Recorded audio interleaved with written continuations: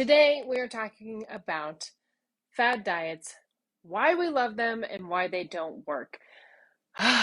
Everybody loves a good fad diet. I'm sure you've tried one or two, and I know that I have too. So we are going over all of that today. If you are new here, welcome. Thank you for joining me. My name is Renee Paulson. I am a recovering food and sugar addict, also a healthy living and nutrition coach, wife, mom of two beautiful children who I want to go crazy insane with sometimes. All of the above. Former marching band person. What else?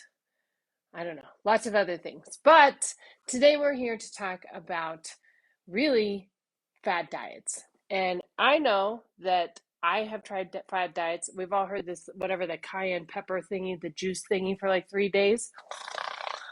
All these fad diets, eat potatoes for a day, or these crazy ones. Now, let's go hop off of like the crazy train where it's like eat a potato or like only yellow foods or things like that, which that's crazy.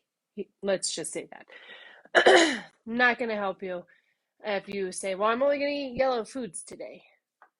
Why? That makes no sense. No sense.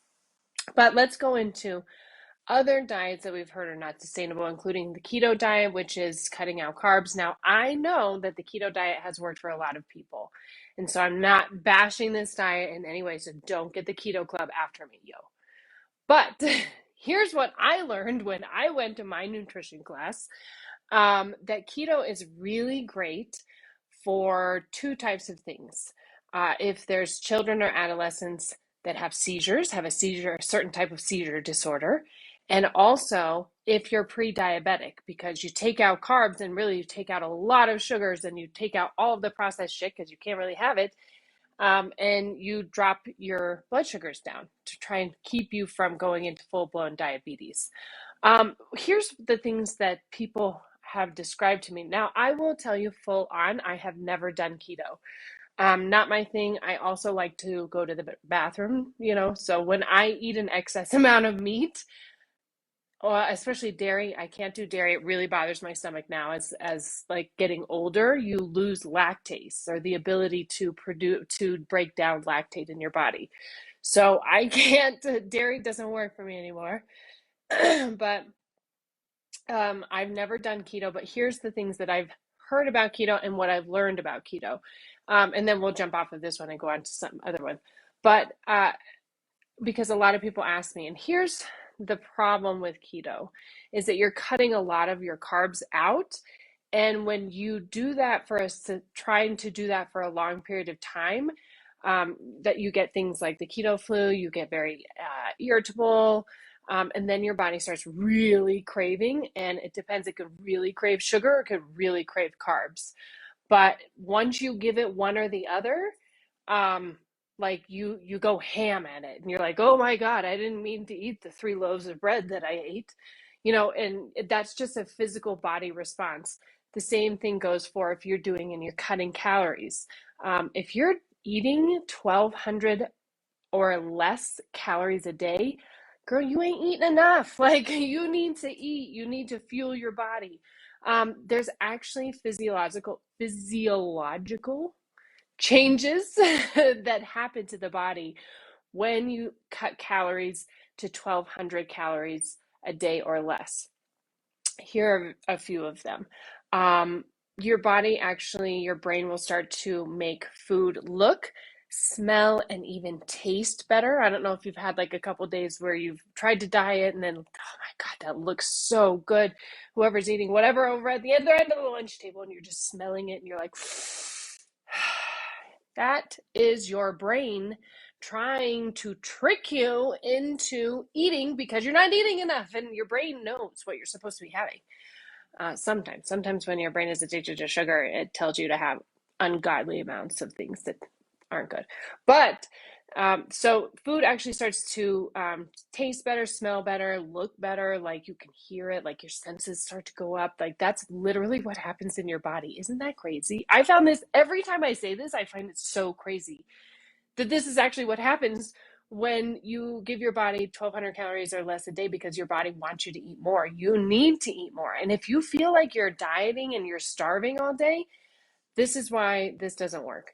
We're going to get into that in a second, but the other changes that happen come to a thing called eating induced eating, where now you've gone so long with so little calories that once you start eating something that you're like, okay, I've decided that I'm going to have a little treat. Maybe it's a scoop of ice cream or whatever, you're going to go splurge and get the little bit of ice cream. And then you end up and you ate the whole carton.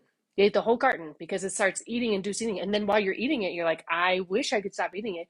But your brain has now taken over and you're just eating. And that's what happens. And then after 3 months, you can actually go into clinical depression. So if you are cutting your calories to that low, oh, please stop right now because, girl, you need to eat more. Diets, we love fad diets as a society in general because we always want to think that there's a quick fix. Like we got ourselves into a jam, and if I've never heard like I need to lose this 50 pounds like right now. I need to lose it now. It's like you did not get there overnight and it's not going to come off overnight. But as a society, we want the quick fix. We don't want to hear that you have to eat healthy and use your tools and exercise in order to lose weight. We don't want to hear that. We want to hear that you have this magical cleanse that's going to make me lose all my belly fat. That's what you want to hear.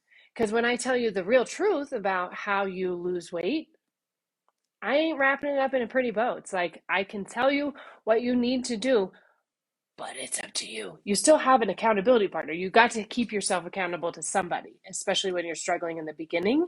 So that's a huge key. It's getting that accountability partner. But in the end, when you lose weight, you look at yourself and you feel proud because you're like, damn girl, you worked hard at that. It's work. Like you have to put in the time. And that doesn't sound as shiny as a cleanse that's going to make you lose 15 pounds in 10 days. You know, that's just the truth of and the fact of the matter, right? I want to say fact of the truth, but that's not right. Ooh.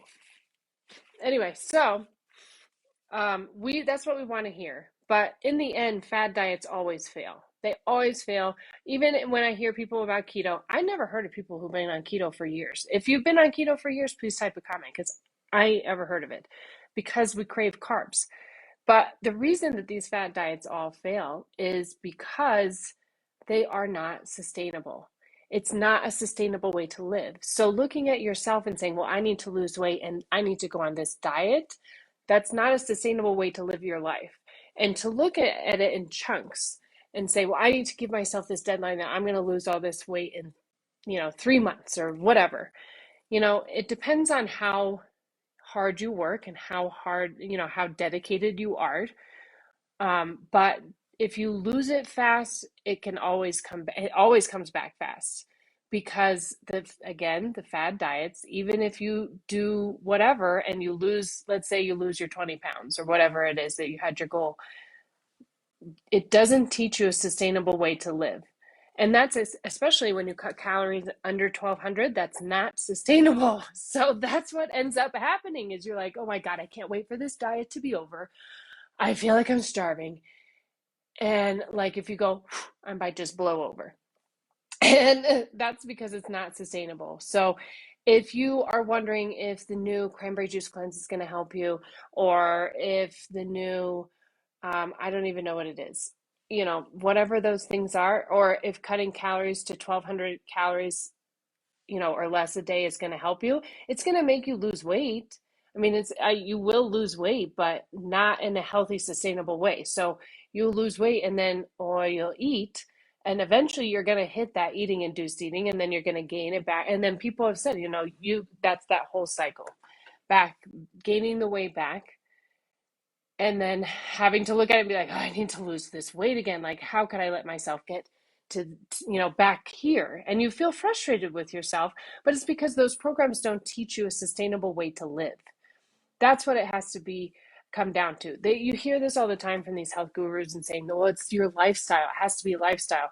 It has to be a lifestyle, but it has to be a lifestyle that you can live with. Like, if you feel like you're dying every day, you're not going to do it. Why would you do anything? Die it. So don't do something that you're like, long term, I cannot do this. When I started to look at creating the detox program, I was like, oh, 90 days, maybe 90 days. And I am going to do one at the beginning of the year that is a 30-day. It's going to be a hardcore, intense one. But like, I can't live without that for 90 days because I need to feel satisfied and to feel like I'm living my life and to feel okay and to have a healthy relationship with food. So when I started creating the detox program, that's what I was thinking of. It's like, well, how long, can you go without, you know, feeling like you're going to crave something and shove it in your mouth? And the crazy part is after the 10-day sugar detox, like you don't crave anything. And it's crazy. But yeah, they and crazy results. And I think the reason is because as a society, we also eat a lot of either fast food because it's convenient. I understand being busy, and as a busy mom, like cooking every day, that sounds awful. And I didn't know that this was going to be a job when I had kids, that every single day I have to figure out what everybody's eating. And thank God my husband is so great and he helps plan this. Now he does this now, but for years he worked and he didn't, out of the house, and he didn't help plan any of this. And it was up to me. And then everybody would tell me that the meal sucks. And you're like, how the hell am I supposed to figure this out? So then also when you're like looking at the fad diets, you also have to figure out how you're going to cook twice because usually your family's not going to do what you're doing. So trust me, the fad diets, they are not in for you for the long haul. You may see initial results, but those results for sure are not worth it, number one, because it's not going to give you anything sustainable. So whatever results you have will be temporary, and then the weight always goes back on, and then you gain more back the next time. At least I always did. It'd be like an extra 5 pounds from where I started. I was like, oh, gee, thanks. Now I gotta lose an extra 5 pounds from where I was. And so stepping out of that cycle and really finding a way that you can live a sustainable, healthy lifestyle, whatever that means for you. For me, as an example, that means I'm mostly plant-based right now. We go through some stages, but for the most part, I've been plant-based for over a year. And one night a week, I have a treat meal. And I am going to be sharing that on my Instagram stories. And I think some of it comes to my Facebook stories, but Facebook's a little fickle. So follow me on Instagram if you don't already. It's at the Sugar Detox Coach. But I do share those now because I don't want people to think that I don't eat those things. Like, that's not how I could live my life. That seems like a fad diet that's very extreme. It's like cutting something out of your life for forever. And I know that there are programs that deal with sugar and food addiction that teach that. And I haven't been to those programs because I wasn't willing to do that. And I learned a different way and different tools on how to recover and have a healthy relationship with food. So fad diets don't teach you that healthy relationship with food. Really, it has to come down to working and learning and I don't want to say figure it out. Like, I figured it out. And so just keep watching because I'm going to give you the tools. I love giving tools for free. The fad diets, the only thing I've ever heard come good out of a fad diet, which I wouldn't call Weight Watchers a fad diet, but I also am not a super big fan of Weight Watchers. They're also owned by Kraft, who's also owned by Philip Morris, so Shady McGrady's.